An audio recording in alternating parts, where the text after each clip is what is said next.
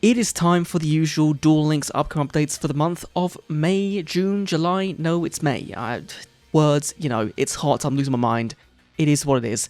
June 2025. We know we're getting a KC Cup. We know we're getting the Rush qualifiers.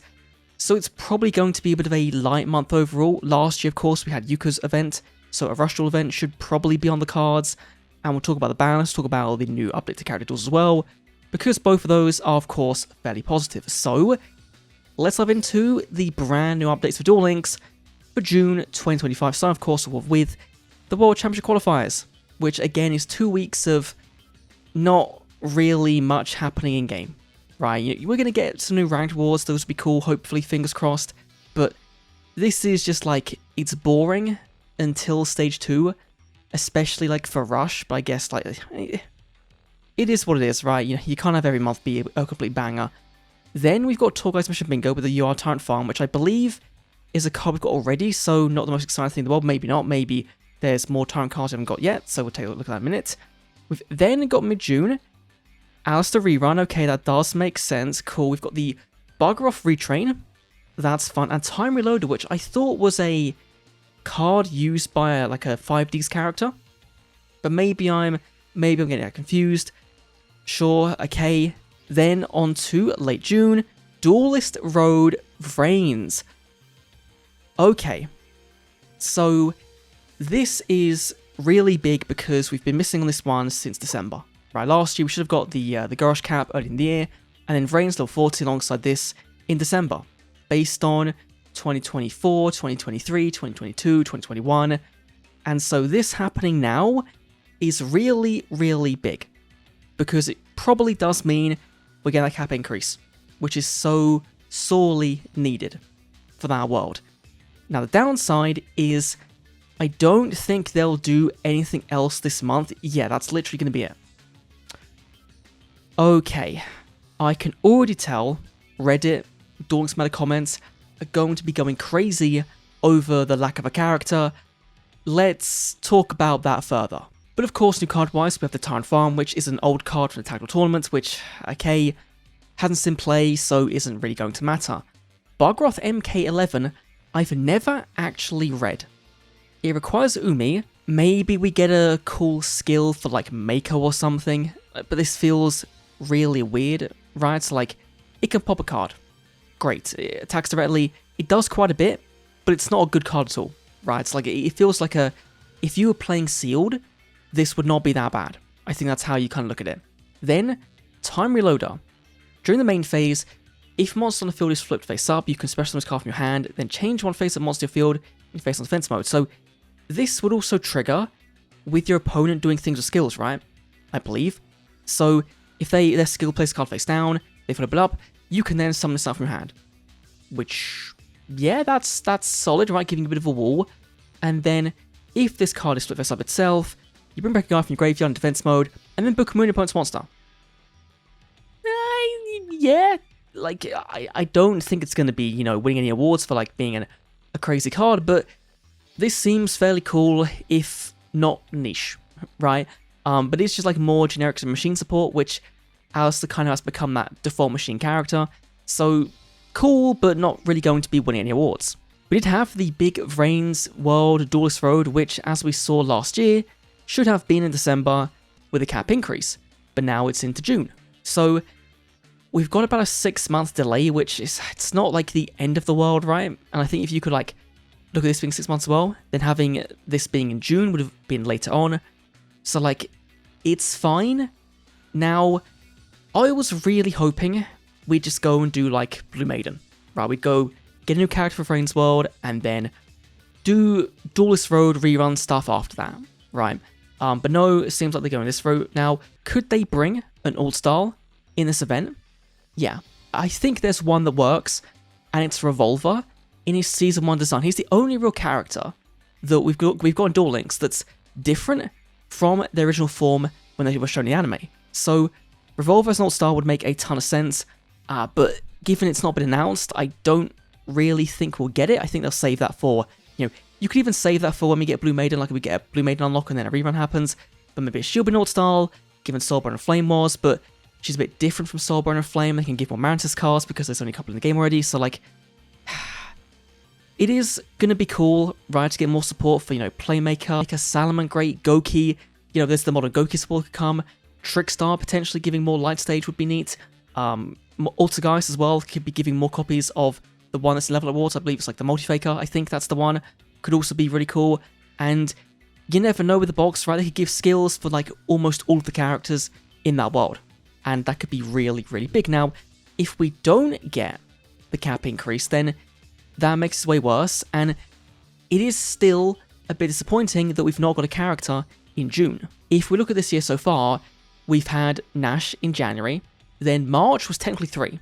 It was Euro, Sabaraman, and Alistair, and then that's it. So we've had 3 months, being February, April, and now June, of no new characters, but we've also seen them like delay things out of the normal slot, right? You look at Euro and Sabaraman, those came in like the first week of February. And so I could easily see us going into the first week of July, giving us, a Go Rush box or something, and then you end off July with a DM character, and then you kind of set up perfectly to go into Worlds. That's how I would do it personally. We kind of repeat March, and so I don't think we should be looking at this year and be comparing it directly to the previous years.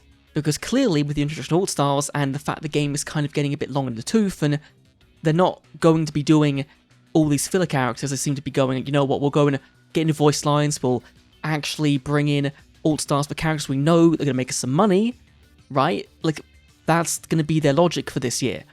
So, it does suck we're not getting a character in June, but I think we'll get one early July for Rush Duel, and that would then make a bit of sense because the way the dates line up, this will be on the 22nd. And so, there could be a Rush deck build in mid-June alongside this Alistair rerun, but if there's not, then I don't see us getting one in late June, like on the 22nd, if they're going to just have a Rush unlock right afterwards in July. That's how I kind of see it. So, overall, it's not the most amazing month in the world, but it is really cool we're finally getting the Duelist Road that should bring a big VRAINS update. They could even put a campaign with this as well. If they really wanted to, right, like the Ace Summoning Monster campaign, do one of them for VRAINS. And, make a big deal about it. That's what I would do. So, hopefully they do that. Now, there are some more things. First of all, is the brand new BANLIST, a speedrun implementation on June 1st, right? So, literally what? 5 days ahead?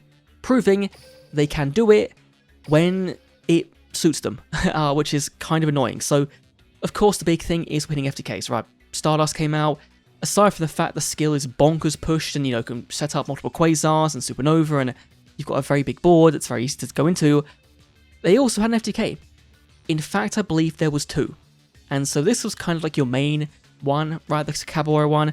And then you've just got like Dino Transport Limit 1, Macho Mech Limit 1, Regular Limit 1, anything that could potentially be an FTK card, they've gone and hit, right? Kurenai for the pseudo FTKs where you dual step in turn 1, and then start your opponent's turn, you flip this, and then you kill him.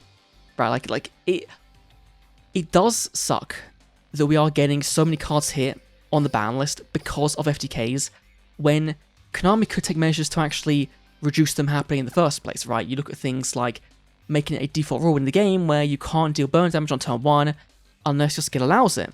Now, that of course doesn't fix everything, right? Because that still means you could go and do things like Kurenai, right? Where you start on turn 1, you then quick effect or trap card in your opponent's turn, and they kill him before that happens. Or if you're doing hand or extract rips, then that also doesn't stop that. I do quite like that we are hitting some deep draw cards. I think in 20 card format and Duel Links, some of this did not really make that much sense to begin with. Obviously, when the format's low powered, then it did make sense, right? But going into where we are now, where skills also give you a shit consistency, it all just compounds on, right? And makes things way worse. So hopefully they can figure something out, because I believe as I've been recording this, I just saw someone upload a video with a brand new FTK for Stardust, post-ban list. So even though we've gone and done this, there's going to be another one available in the cup, and so if that one is also going to be anywhere remotely as good as this one was, then that's not going to be a very fun time. Now, I believe that one is more interruptible with hand traps, so it could be fine, but at the same time, it's unfun. And so hopefully Konami do kind of gut that one. And I believe the last thing to talk about was character duels. Yeah, so they're buffing Gearfried, giving us, Joey giving us Gearfried Resident Knight, which is a really good normal summon, and of course a good target for your Slash Dragon. And also Cyber Dragons, which I don't think they're going to be needing many of these cards. Blue Eyes Gamble Fusion is cool. The bigger thing I think though is that one, this card being reprinted now means there is no reason, aside from Cyber Pharos, which no one plays, to go and buy the old Cyber Dragon structure deck. There's no reason at all. So it's now entirely free. That's a huge plus. Secondly, is Machine Dupe. This was a card available only at one copy via Bandit Keith at 35. So now we can get second and third copies to play normal Speed Duel, which could open up some options, right? Even if it doesn't, it's still very cool to see after, 8-9 years that we have now got this card available. If only they did the same thing with Fossil Dig instead of putting it behind a paywall in a selection box. But maybe they'll go and, put Fossil Dig into the character duels at some point when they bring in Rex or something, and that'd be cool. And Armor Fusion is, again, cool if you don't want to go and buy the second and third copies of the Blue Eye structure. So, yeah, just obviously, again, people would have hoped for characters. I think that's the thing with this month is there's no new characters coming to character duels, there's no new characters coming to the game, and I think the reason why is because you've got the Rush qualifiers and the Worlds qualifiers for Speed Duel, right? Both of those are happening for the first half of the month.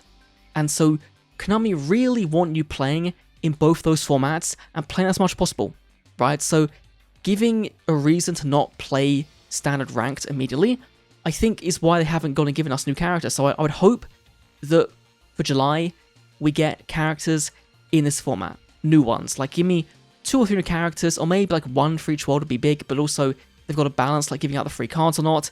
I'm sure we can all be doing with a bajillion more copies of Book of Moon and Cosmic Cyclone at this point, MST, but we'll see what they do. Did I talk about anything else before? I think I missed out on talking about the anniversary box. This box is fine, right? I think that it's neat. You've got things like Vela in here. You've got, of course, Droplet, Dragon Maid stuff. Dinos without UCT is very, very weird. Punishment, IDP, all these are very good cards in here, right? So I think that it's a decent box overall. I would probably find myself going into it for the Dragon Maid stuff, personally, if I was bothered with going into the box that just released to get the new cards, right? So we'll see what happens, but overall, I'm cautiously positive about June going into July. Also, we could see an alt style here coming alongside Alistair, right? Because we saw with, DM mod so far, we had the Marek rerun, which I believe gave us Taya, and the Noah rerun gave us someone else, I want to say, for an alt style. I'm not sure who it was, though. I might be completely blanking. But that's my thoughts overall. Let me thoughts down below in the comments. I'm going to go and hopefully not die from sweating too much because it's hot in the UK, and as you all know, Brits die when the sun comes out. So, anyway, thanks for watching. Adios.